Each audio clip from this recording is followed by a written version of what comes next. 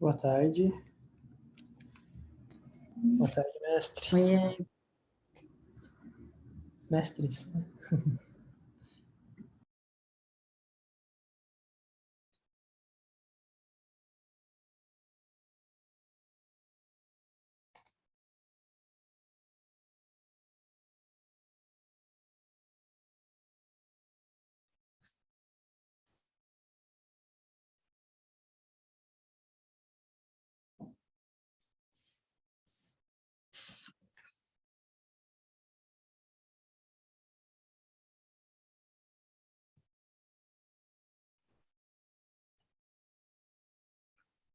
I think we are waiting for Alessandri to join. Is that right? I don't know if Alex is joining us or not. I think we can wait 1 minute more. Okay. You can tell me when to start or... Okay.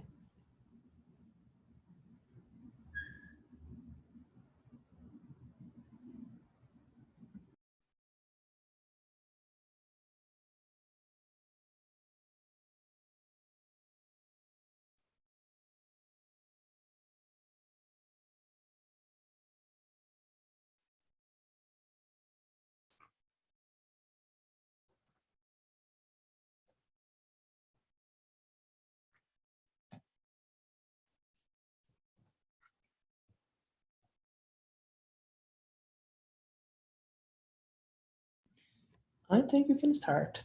Okay. Well, good afternoon to all of you again. My name is Amit Chatterjee. I am talking to you from Seattle, Washington, in the USA. And today, Ishwaranandaji will not be joining, so I'm filling in for him. And I'm delighted to be here with you, and I thank you for the opportunity. We will start with a short prayer, as we always do. So we'll close our eyes for a moment, praying to the divinity which is within each of us and all around us. Once again, I'm grateful for the opportunity to be with you today. May we enjoy our time together. May our discussions be sincere and faithful and be valuable to us. May there not be any discord amongst us. May there be peace. Om. Amen.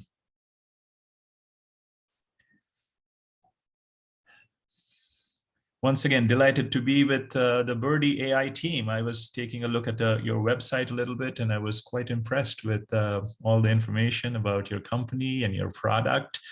And it is exciting to be back in sort of like a corporate setting with people who are in our beautiful corporations. So thank you for that opportunity. I'll share my screen. You know, I hope you can see the screen. And in speaking with Alex, I was actually wondering why I am in this call. Ishwaranandaji does a wonderful job with you all. But I was told that maybe I can share a little bit about corporate life and spiritual life. I have had a chance to sort of bridge both and be part of both. So I thought the topic that I'll choose is, can corporate life and spiritual life be reconciled? And we will see where this discussion goes. So what I have in mind today, as far as the agenda is concerned, and once again, to set the context a little bit for you, one moment, let me see this. Just give me one. Yeah. I was in Microsoft Corporation for 30 years, and I had a very successful career at Microsoft. Then exactly when I completed 30 years, I decided that there must be a next phase to life. Otherwise, you just continue in Microsoft forever. And to explore that, I retired from Microsoft. And then I took on the role of being a spiritual teacher. So that actually sounds strange to many people. And, they wonder, is this person just crazy? When have a good career in Microsoft, you continue. Why do you give this all up? So that's what I'd like explore with you today. That is this pure madness, or can corporate life and spiritual life be synergistic? So with that in mind, what I'll discuss with you is what's in here. I'll talk a little bit about my current role as a spiritual teacher. Then I'll spend quite a bit of time about my corporate experience prior to that. And in discussing that, I'd like to share with you what I thought was key to success in corporate life. And then finally, try to take on this question again about whether corporate life and spiritual life can really be synergistic or not. And in the end, if we have some time, we will do some question answers. But I'll also request you to keep this interactive. Otherwise, it'll be quite a boring 1 hour. But I have a little bit of a challenge because I'm sharing the screen. I might not see your comments as you type them in, perhaps. So if one of you help me out, if there is a comment or a question that needs to be addressed in the flow, please, speak in and let me know. Is that okay? Yes, it's okay. So Everton, you'll help me with that maybe? Yeah, I help you. Okay, all right, very good. So with that, let's get going. So where am I at currently? I'm right now associated with the nonprofit Kriya Yoga Institute. You all are familiar with this organization. This is an organization dedicated to spreading the message of Kriya Yoga. And it is guided by an unbroken lineage of self-realized masters. And this lineage goes back all the way to 1861. So it is ancient and wise from that perspective. And Kriya Yoga, you may already know, is the most ancient and scientific technique for self-realization. And what does self-realization mean? In our context, we can think of it as, for each one of us, realizing our fullest potential. Does not matter in what role, what job, what phase of life we are in. As human beings, if we think that we have unbounded potential, how can we realize that? And what does that even mean, realizing our fullest potential? At a fundamental level, I try to define that as attainment of supreme happiness and cessation of all miseries. Whatever we are doing, in whatever role, whichever part of the country we are in, we'd all agree that at the end of it, we are doing our work, our family life, our company life to be happy, to have a sense of fulfillment and not to have miseries. So if we just define that that would be a good purpose for life, then this is a self-realization means, how can we attain supreme happiness, more happiness than we have ever tasted in anything that we have done? And at the same time, how can we transcend our miseries? I'm not saying that the miseries will not be there. As human beings, the miseries will always be there, but how can we transcend them? Not be bogged down by, little health issues or little, debates and misunderstandings. So that's the purpose of Kriya Yoga. And the technique for this is surprisingly simple, also difficult, but at a fundamental level, our masters say that all you got to do is change the outlook towards life. Instead of being ego bound and thinking, I am doing this, or I am getting stuck, or I am having a misunderstanding, if we can change our outlook and say that I am able to do anything that I do because there is a divinity within me, there is a soul within me. If my breath stops, if the soul was not there, I would just not be here and nothing would matter. So if I can just change my outlook to say that it is the power of the divine which is doing all this work through me, and if I can be united with that divinity in every breath, then that outlook itself will allow us to transcend our miseries and feel bliss and fulfillment in anything that we do. So that's really what Kriya Yoga is. That's what this lineage is. And now I have associated myself with this organization, and my roles are a few in this organization. First of all, as a student of Kriya Yoga, I have been approved to teach. So I think I am a student. And while interacting with people, I get to experience this path in a much more invigorating way, in a much more practical way. And then based on my experience, I try to help others who might be in my similar situation, who are trying to understand what this is. So I think I am a student, but I've also been approved to teach. And at a fundamental level, my own endeavors are now to practice meditation more. I have been meditating for a long time, but now the call is to meditate longer and try to have deeper meditation. I try to study the scriptures, whether it be the East, or scriptures of the East or the West, the Gita or the Bible. And the scriptures, they all talk about spiritual experiences. And now when you study this from your own perspective, you get to validate your experiences. That, okay, I didn't quite understand what this line of the scripture said. Now with my own experience, I'm getting a sense of what this really means. Let me go deeper. And fundamentally to live the teachings of the masters in daily life. So that's my own personal endeavor now.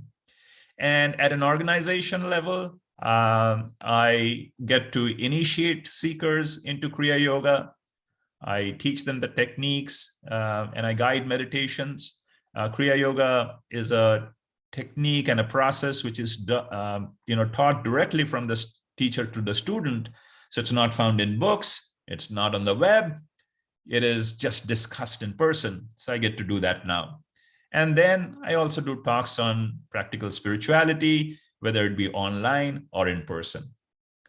And beyond that, at an organization level, since I have some organizational experience, I try to help out the organization in ways I can.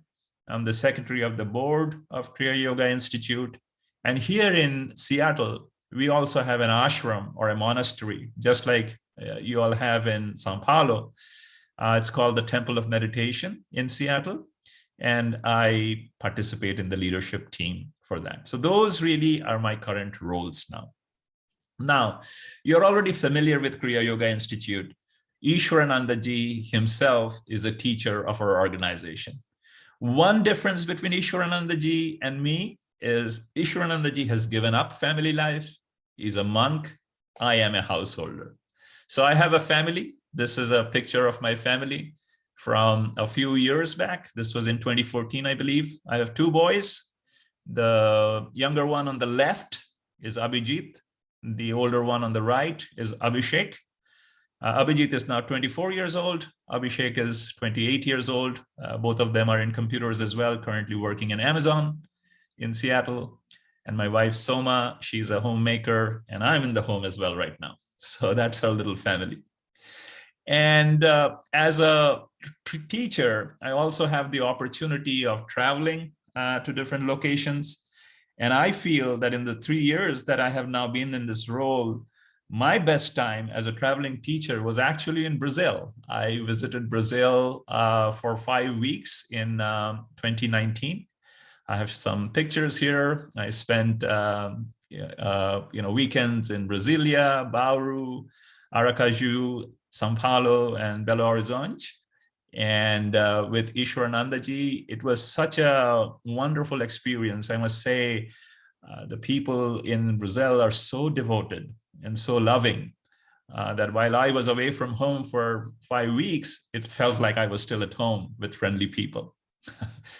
So that's a little bit about what my role in the current organization is.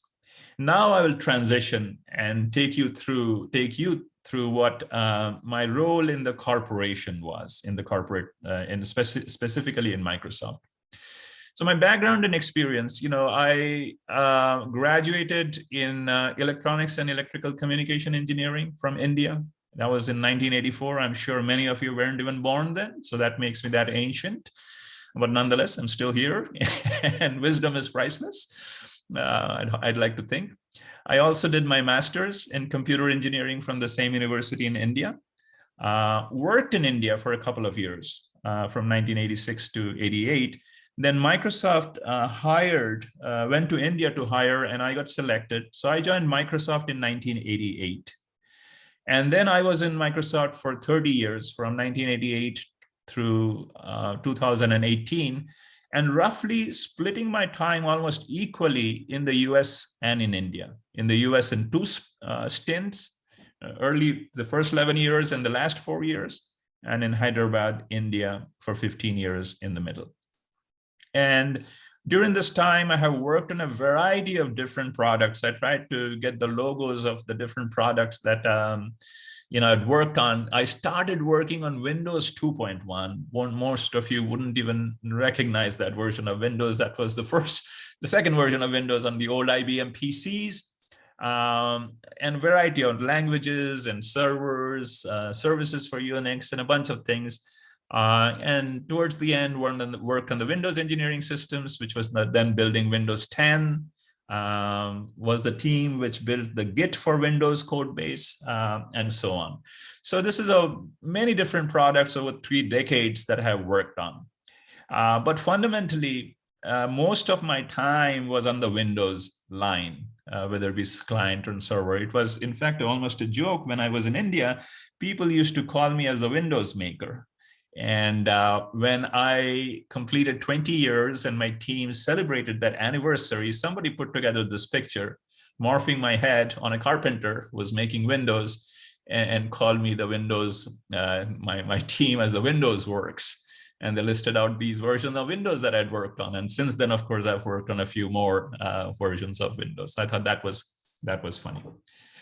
And in all these roles, in all these products, if I think of what was my contribution, or how do I think about my role, I think of them in 2 different tracks. One was product responsibilities, and I had a few different roles. Early on my career, in the middle as well, and sometimes towards the end, I was just an individual contributor. I was an individual in the team, coding or debugging, designing, and so on. And the natural set of responsibilities: debugging, shipping, coding, and so on. At this time, I had most of my patents for inventions that I'd done for Microsoft. So I have a bunch of these patent plaques.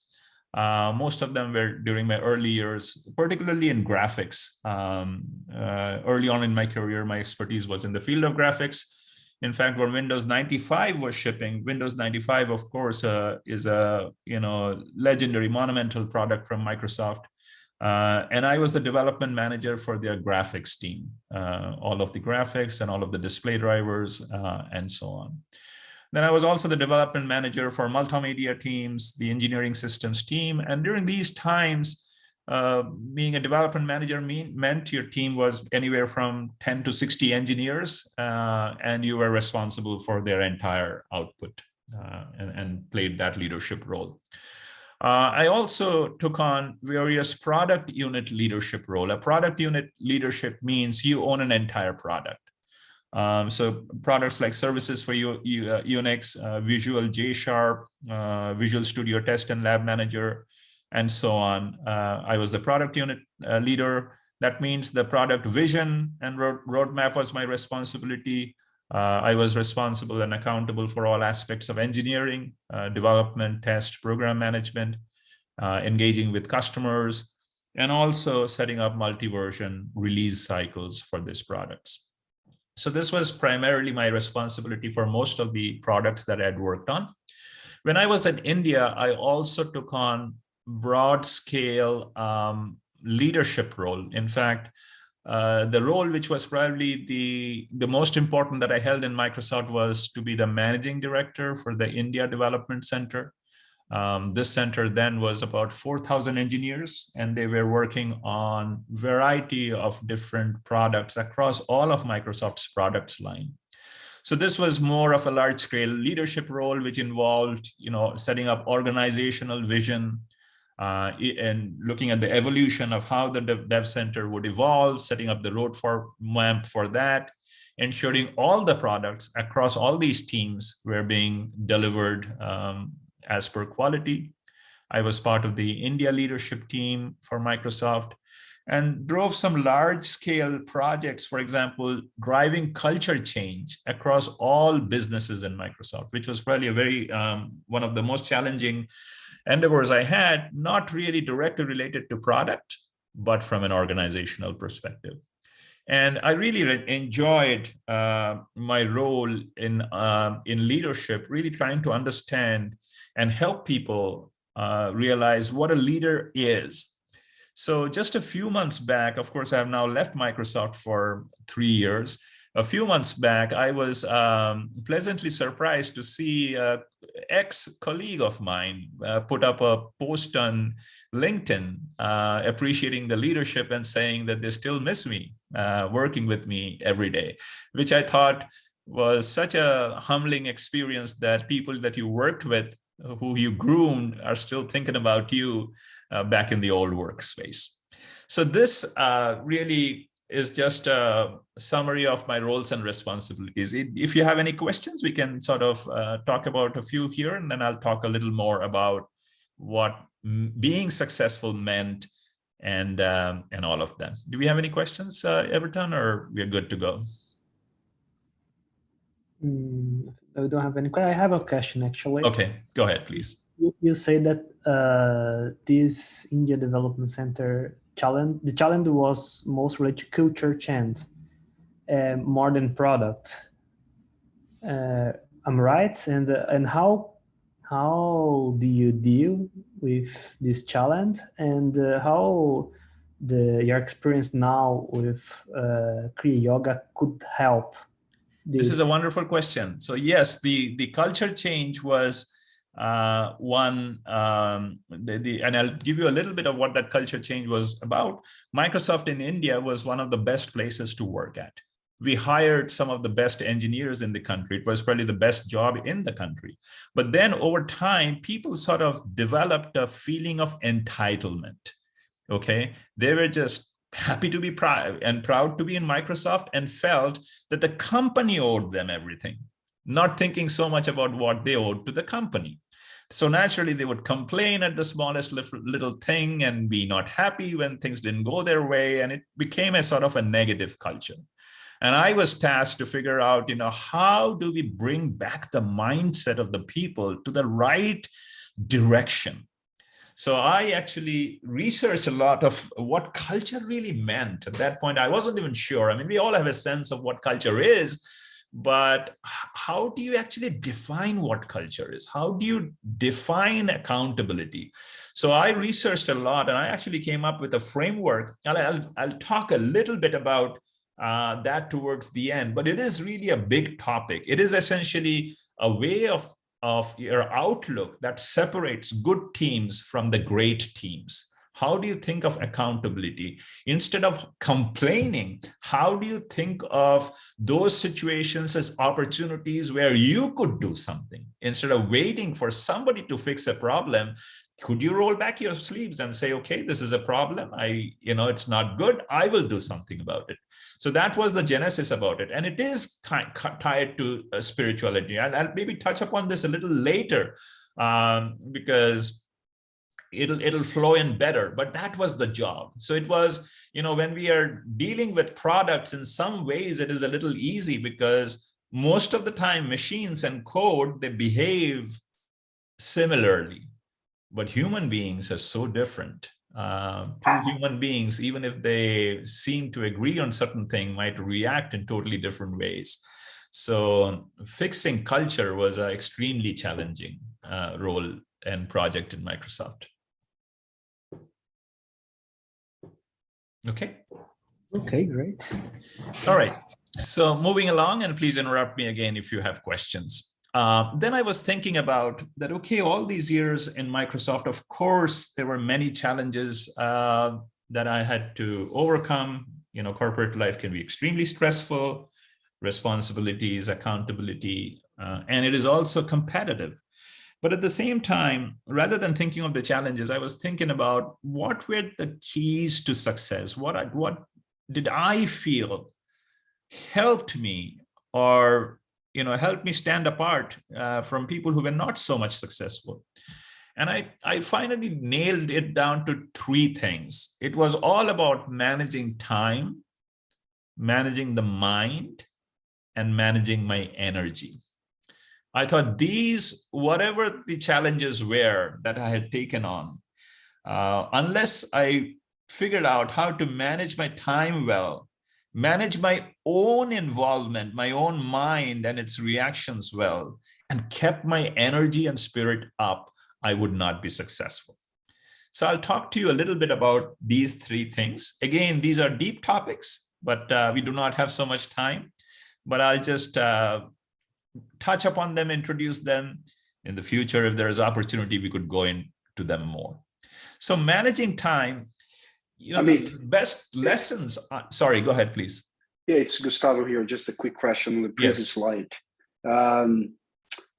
Is the time, mind, and energy, the way you presented, is this on a priority format? I would think so, yes. Does time comes prior than mind? That's my core question. Very good question, Gustavo. And I would think that perhaps yes. So yes. And I'll touch upon why I feel that is so. Great. In just a Love moment. to hear. Yes. Yeah. So managing time, and I think the best lessons that I have learned in managing time are actually from Stephen Covey's principles. Many of you might have heard about this book. You might even have a copy of this book. It is interesting. I joined Microsoft in 1988. This book was introduced in 1989.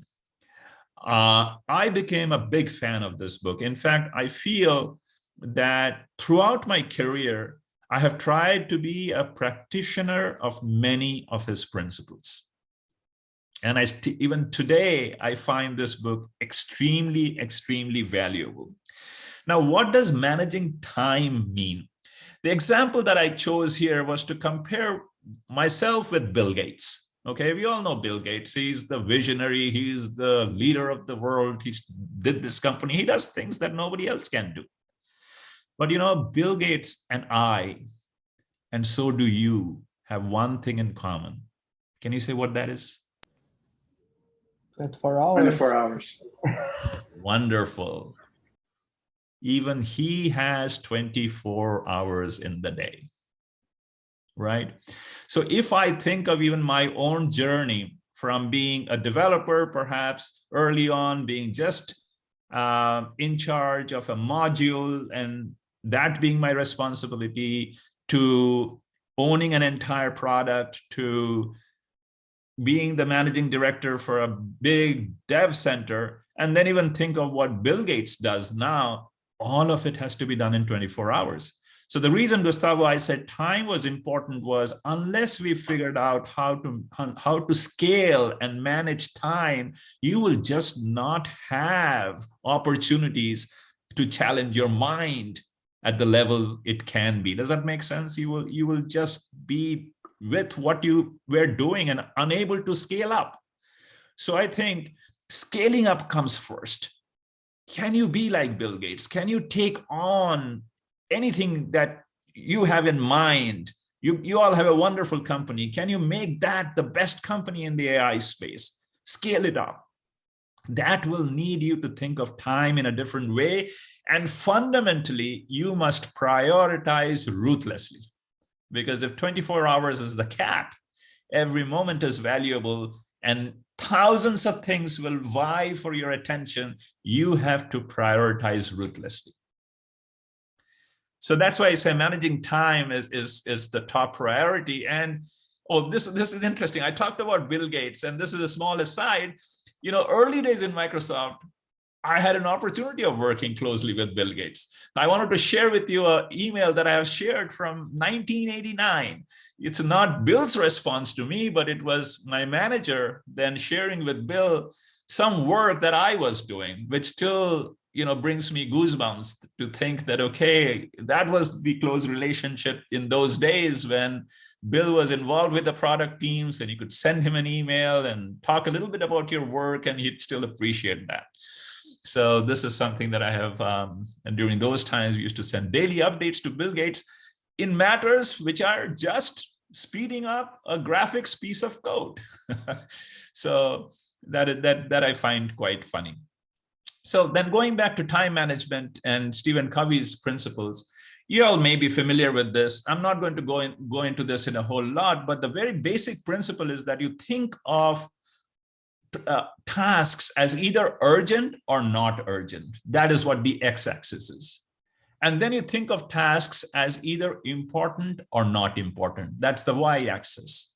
So then you end up with 4 quadrants, Q1, Q2, Q3, Q4.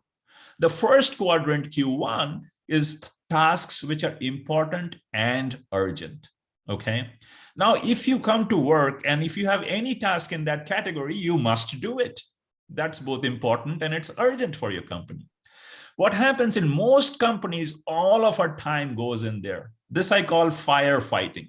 You come to work, there's some urgent and important thing. You get done with that, there's another one there. And this one makes life extremely stressful. You cannot firefight 24 hours a day, okay?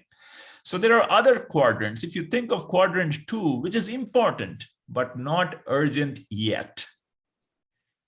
Then quadrant 3, we get drawn into this as well. It is not important for me, but it is seemingly urgent. Maybe it's urgent for somebody else. And I am suddenly being drawn into this. Somebody comes to me and says, can you help? It may not be my task. Maybe I should delegate it to somebody. Maybe I should teach them how to do it rather than doing it myself and reduce my time in quadrant 3. And quadrant 4 is a time waster. These are tasks which are neither important nor urgent. And it essentially, you get to quadrant 4 if you don't have a clear plan. For example, today is, let's say this was noontime in your office. I know it's 4 p.m. or thereabouts. And Alex told you that you guys can all go home today and take the rest of the afternoon off. How many of you will just sit in front of the TV and watch TV because you had no other thoughts in mind of what you could do? But those of you, if you are planful, you might use those 4 or 5 hours to do something which is important rather than just spending time on not important and not urgent.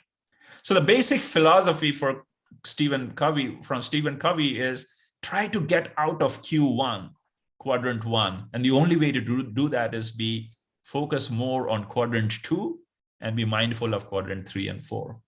So that was what I have practiced throughout my career, that have long-term goals. Be aware of the different roles that you're playing, because this is also the trick to work-life balance. I might, aside from my work life, I might be a dad, I might be a friend, I might be a son. So I have different roles. And then I want to make every week count. A day is too short to plan. You'll have so many interruptions. A month is too long. If a month goes by and I'm off track, then I've already fallen behind. A week is a beautiful unit of time to manage your life on. So each week, making sure that you are a quadrant 2 self-manager. You're planning, you're picking the preventive activities or course corrections, you're building relationship, you're setting aside time for personal growth and recreation, things which will prevent tasks from getting urgent in the first place. So this was just a small introduction to time management, how you ruthlessly prioritize and you become a quadrant 2 self-manager. With this, you can now scale with more responsibilities. You'll delegate more, you will focus on the right things, and you will have more time in that 24 hours. Okay. I hope this made sense. Any quick questions on this? Yes. What time do you use to plan each week? I mean, what time and day of week you use to? Perfect. Beautiful question. Was that from Everton? Yes. Okay, good. So the way I got into this was I used to do half an hour at the boundary of a week. It could be Sunday evening. It could be Monday morning. What I would do is quickly in my mind, and once you keep doing it over and over, it gets easier. So I think the way I would work is I'd first think about, okay, what phase am I in? What stage are my products in? How are my relationships going? And just that little bit of introspection will bring to mind what are some key activities I could do in the week. Maybe there is some documentation I have been shying away from completing. Maybe if I did it, things would be great and I would finish some work. Maybe a design I have not been doing for long. The deadline might be approaching. If I could just do a design in this week, I might not do anything else in that week, but I would still feel that my week was perceptibly better. So this feeling, what are some of those key activities which are both timely and which, if done, will make me feel that my week, at the end of the week, is perceptibly better, is hugely fulfilling. I might have 10,000 other things to do, but I would have felt I have made my week better. And this is not just for work role. Imagine you have not said hello to your dad for a while. And you say that, okay, this week, I'll give him a phone call if he's not living with me. And I'll just make him feel good about our relationship. Just imagine the joy you would have, or the joy your father would have, if you just did it.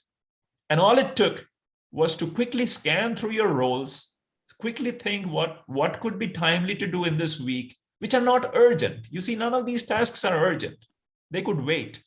But doing them now, if you felt that was important enough, will be hugely fulfilling. So the way I did was, I would spend half an hour at the end of each week, at the beginning of the week, quickly look back, what was accomplished, quickly look ahead, what needed to be done, think of all my roles, pick a few things for the roles. It's not that I have to pick something for each role. I might still make the call that, okay, this call to my dad, that can wait for one more week because there are too many other things to do. But this makes my week just have those, majority of those quadrant 2 tasks, which helps me prevent fires, not fight fires on an ongoing basis. That makes sense? Totally. Yeah, great. Okay. So that's about time management. Now let's move a little bit to mind management. The mind, you would know. So now you're good with your time. You're taken up tremendous responsibilities. Now work is extremely challenged because, especially in software, you would agree that software is perhaps the most challenging, is because we never do something that has already been done. You would not do your Birdie product if that your secret sauce, your algorithms were already out there. Somebody else would just license it and not have this trouble of developing. So constantly we are doing things which have never been done before. And because of that, the challenges are unknown. You might face something nobody has faced, and it wouldn't be discussed in any book or in any page on the web. So constantly you will be confronted with challenge. And it has been my experience that mind, of course, is our greatest gift. It is because of the mind we can think of innovation and do all these things. But when I am bogged down, when I'm having seemingly a conflict with somebody, if I truly analyze it, I have always felt that it was, again, my mind which was the biggest obstacle. Okay. I get upset when I didn't get a promotion at some point, let us say. Right? And I blame my boss and I blame my team. But if I really think about it, I might understand why the promotion was not due to me. Maybe there's something else I needed to do. Or maybe even if it was just a matter of time, not get so depressed about a promotion which didn't come, because now the cycles I'm spending in stewing about this is preventing me in putting those cycles into work. So it's a negative cycle. The more I worry, the more I brood, the worse my performance is. So mind is the greatest gift and the biggest obstacle. Once again, I'll share a quote from Stephen Covey, which I have found to be so beautiful.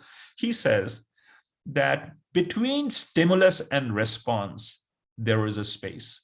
I tell you something and you might react immediately, okay? The stimulus was me telling you something, and the reaction is your response. So he says, between stimulus and response, there is actually a gap, a space. In that space is our power to choose our response. In our response lies our growth and our freedom. Imagine I tell you something Maybe it's an unfair statement, and you immediately yell back at me. Okay, that gap was very short for you. I told you something, you immediately reacted. But how do you feel after that? Do you feel good having yelled back at me? Do you feel good having reacted without really understanding the situation? Contrast that with somebody who had the same stimulus, but instead of reacting, waited a little bit, gathered more context of what that stimulus was, and had a more informed or more strategic response. That person, emotionally or otherwise, would have done better in the same situation. Does this make sense? Yeah, Does it? totally. Sorry? Yes, it makes sense, totally. So this is where the mind comes in this. This is where the mind becomes an obstacle. The mind is reactive. There is a code in the bug. There's a feedback from the customer. Your boss tells you something. You tried an algorithm to be fast and you did the benchmark and it's terrible. Immediately your mind reacts. Instead of detaching, witnessing that situation and having a better response, you go down a path which does not help you solve the problem in the most efficient manner. So this is where the mind comes in. And in my career, and this is where spirituality also comes in, I have found that meditation is the greatest tool for managing the mind. It is the tool which increases this gap between action and reaction. It is this tool which helps you realize how distracted your mind is, how thousands of thoughts are in your mind all the time. And just this awareness that my mind is chattering away itself helps calm down the mind. So in my career, one of the things that I have always been told about was this ability of staying calm in the midst of chaos. A big deployment has gone all right. This actually happened in one of the years. We were introducing Git for Windows. The Git server failed. Windows builds were not going out. It was a massive, emergency. I had no idea what was going on.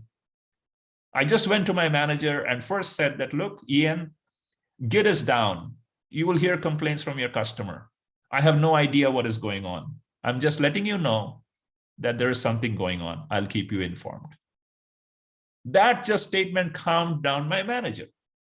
Now he is not going to, be on my back saying what's going on because I've told him I'll do that. And then I have to live up to that. I'll give him update. But this ability in the middle of a chaos to stay calm has been one of the biggest benefits or gifts, I think, in my career, which has really helped me. And, I have been practicing meditation since 2002. That's when I took to Kriya Yoga. And what I have felt is just 20 minutes of practice at the start and the end of the day is supremely valuable. It clears your mind. That 20 minutes in the morning, it clears your mind to face the day with energy and zest. And then at the end of the day, another 20 minutes dissolves away all the stress of work during the day. It's just like filling your car with gas. You fill your car for 10 minutes and then you can drive for hours. And then when you're low on fuel, you fill it again. I have used that metaphor for meditation for mind, just to clear it. And then I can do whatever. You can tell me whatever, I will be grounded and use that as the means to cope with, to process, and have better reactions to what comes on. I hope this analogy made a little bit of a sense to you. Amit, Gustavo again here. Yes, please. This is very interesting. So I don't want to sound stubborn, but I want to try to connect the dot to the previous question. Yes. So for me, in my experience, I do love meditating as well, but I do in the morning. That's how, it works for me.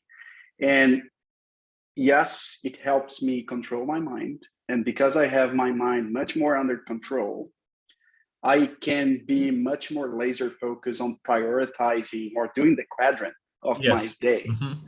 So that's exactly the foundation of my question. You know, like at least on my experience, if I can control my mind, I'm more effective in managing my time. But maybe because I've already learned that time was a relevant asset, and then I'm using the mind Well to be said. even more effective. That is well said. And I'll not argue with that on that. I can see your point in that as well. In some sense, it's a little bit of a chicken and egg, both works Yes, synergistic, yes, right? I And agree. right, for some, it may work this way. I just shared with you my answer from based on what came to mind that, okay, you know, my responsibilities, if they're not challenging enough, then the mind being an obstacle is less of an issue. You know, when the mind being an obstacle becomes that much more evident or important if you have really a lot going on in your life. So Yeah, that maybe was because, you know, in your, you know, maybe you're more effective than I am because you're prioritizing your week while I'm still prioritizing my day. So maybe that's the yes. difference. Yeah, the day, since you bring that up, my experience has been, you know, trying to prioritize a day, which is essentially having a to-do list for the day, can actually be very stressful. Imagine I start my Monday with 20 things I want to do. And then suddenly in the middle of the day, my wife or my boss or somebody comes and says, I really need you for 3 hours. Something is going on.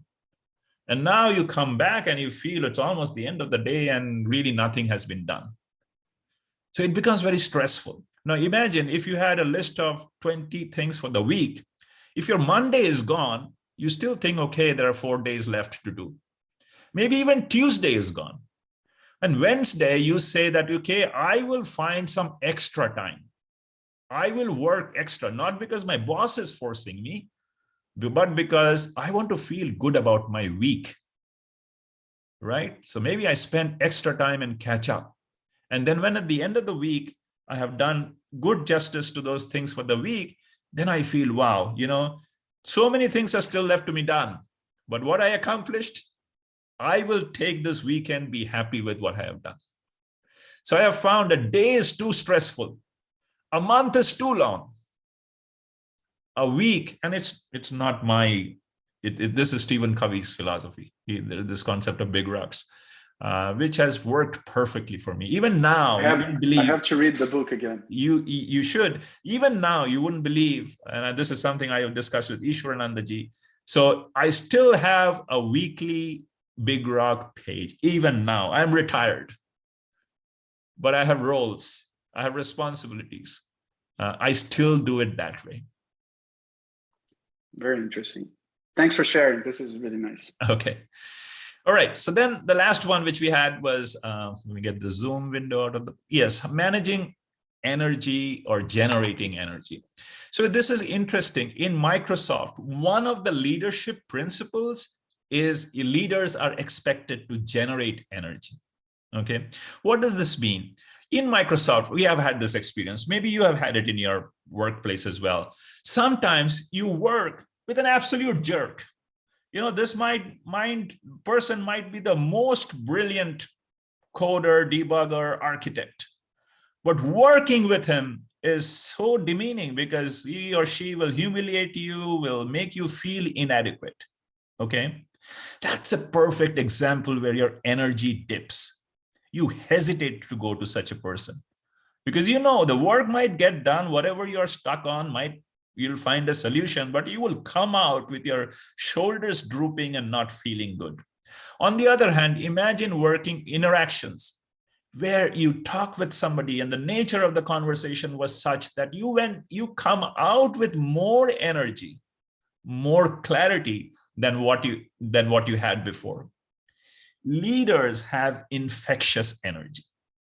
You know, we are just getting past this COVID times, or even otherwise in our workplace, we would say that, hey, if you have a cold, please don't come to work today because we don't want you to spread the germs, right?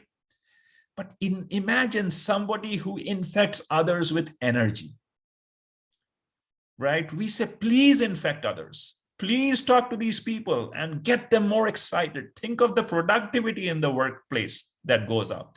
And this was a principle that I always tried to abide by. My simple mental outlook was, You come to me for a discussion, I will make sure that you walk out with more energy than you had before. So this principle of generating energy is phenomenal. And maybe in these interactions as well, we are not in the same place, we don't even know each other, but maybe some of you are feeling a little bit of energy from the discussion.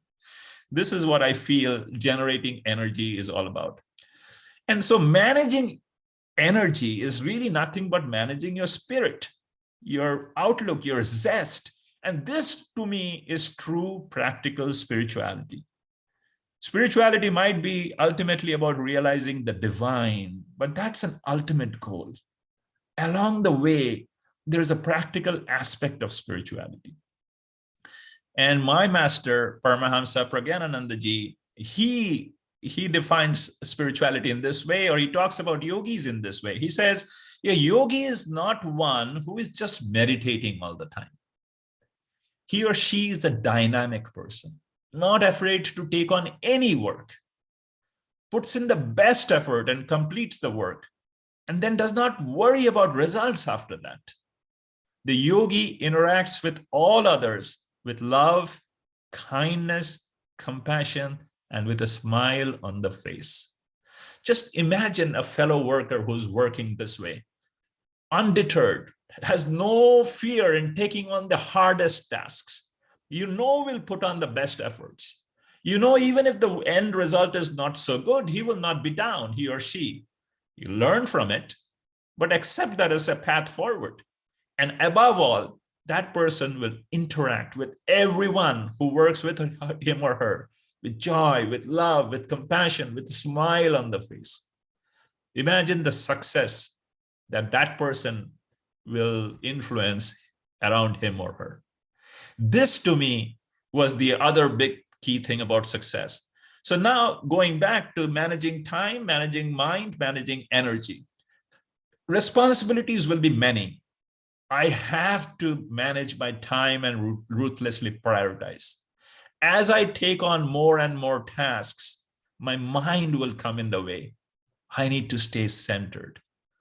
And whatever I do, I'm working with people.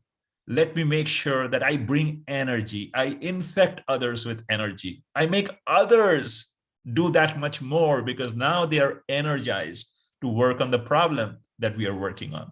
This, in my mind, has been the key to success in corporate life. And if you think about this, these principles make corporate and spiritual life not really be at conflict, because the keys to success are the same. In the corporate world, we talked about learning to scale up to do more. In a spiritual life, we say, time is passing us by. Every breath is an opportunity gone by. Are we focused on the right things? Are we really trying to find out who we are? So time is of essence there as well. This is one life to live. It's going by. So many years have already gone by. Managing the mind, talked about mind being the greatest gift and biggest obstacle.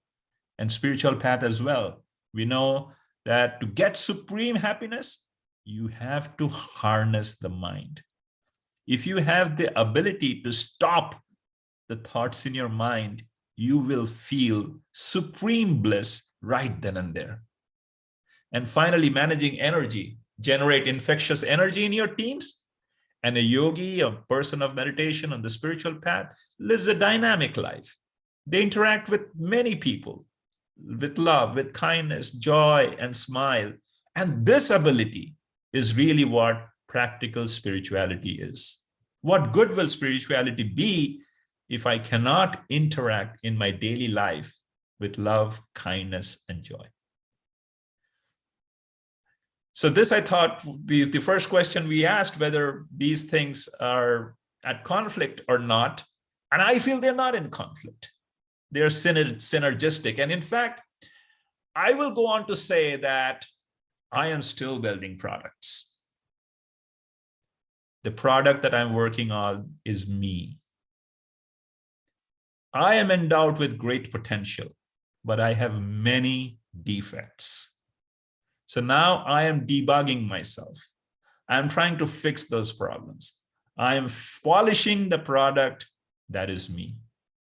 And I also get to shape products like you for those who interact with me. There is a lot to offer from this knowledge, from this experience. I used to work with Bill Gates and Satya Nadella. They are just the most awesome CEOs. And I know you have a wonderful CEO. But now I get to work with the best CEO, who's my guru, who's my God. So this was what I wanted to share with you. Time was short. I skipped over many things. I think there are many more synergies to Big Rocks. This is, again, if you read the book and weekly planning, we went into this a little bit when Gustavo asked his questions. Also, the yogic processes of 8 limbs of yoga and product development are so synergistic. It's just so fascinating. A deeper knowledge of mind and what mindfulness, that helps in our corporate work. And then there are some corporate techniques, adaptive leadership, which I learned in Microsoft, which is so spiritual.